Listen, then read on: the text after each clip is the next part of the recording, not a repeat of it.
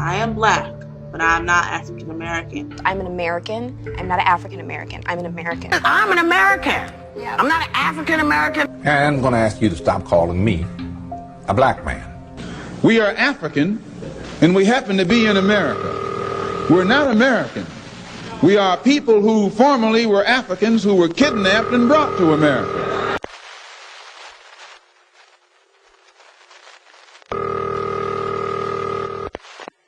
Yellow. Oh, hey, YouTube. How are you? You alright?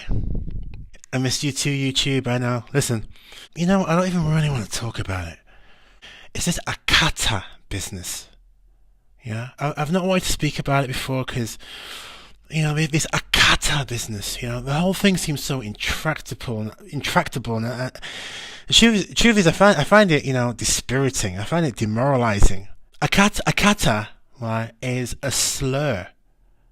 Yeah, Akata is an insult.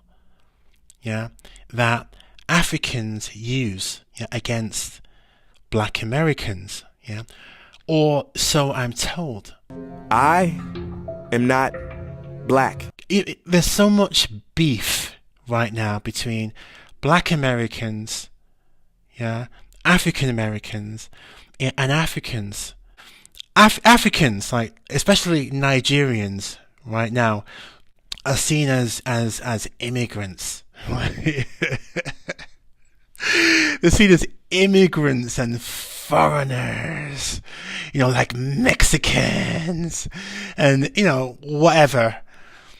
But what they're not seen as by Black Americans, by and large, I mean, I could be wrong. I mean, I would love to be corrected. What they're not seen as, is as fellow Black people. I don't really consider myself as a black girl model. I know what my ethnicity is, but I'm fair-skinned and I feel like I have an international look.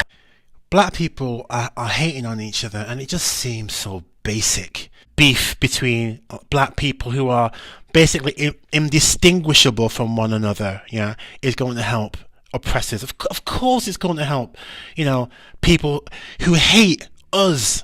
The worst thing is I have never heard, Akata as a term used in the wild. I've never heard it, man. I'm sorry. I've never heard it.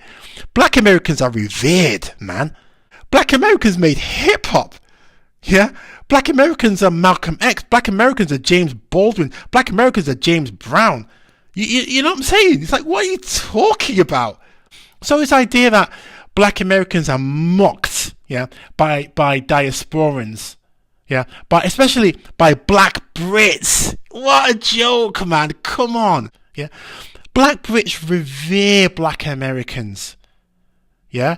It's like even probably the most talentless Black American, the most talentless, useless African American, by virtue of having an American accent, accrues all of the cool and cultural cachet, right, of every fucking great Black American who went before, right?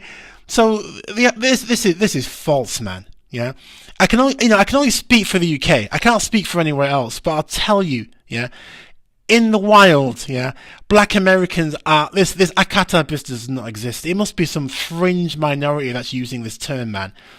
So. Listen, it is what it is. It is what it is, man. There's not a lot I can do about it personally, but I have to come out against not only the use of the term if people are using the term, but the idea that this is common currency.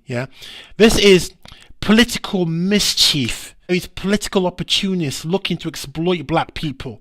Anyway, listen. Can I read something to you? I want to read something, from Marcus Garvey, right? Which I think is so fascinating in this context. Hold on, 1 second. As far as Negroes are concerned in America, we have the problem of lynching, peonage, and disenfranchisement. This is 1922, okay? In the West Indies, South and Central America, we have the problem of peonage, serfdom, industrial and political and governmental inequality. In Africa, we have not only peonage and serfdom, but outright slavery, racial exploitation, and alien political monopoly. We cannot allow a continuation of these crimes against our race. As 400 million men, women and children worthy of the existence given to us by the divine creator, we are determined to solve our own problems by redeeming our motherland Africa from the hands of alien exploiters and found there a government, a nation of our own, strong enough to lend protection to the members of our race scattered all over the world, and to compel the respect of the nations and races of the earth. Do they lynch Englishmen, Frenchmen, Germans or Japanese? No. And why? Because these people are represented by great governments, mighty nations and empires strongly organised, yes, and ever ready to shed the last drop of blood and spend the last penny in the national treasury to protect the honour and the integrity of a citizen outraged anywhere. That's Marcus Garvey from 1922, yeah, speaking as if, it's bloody, 2019.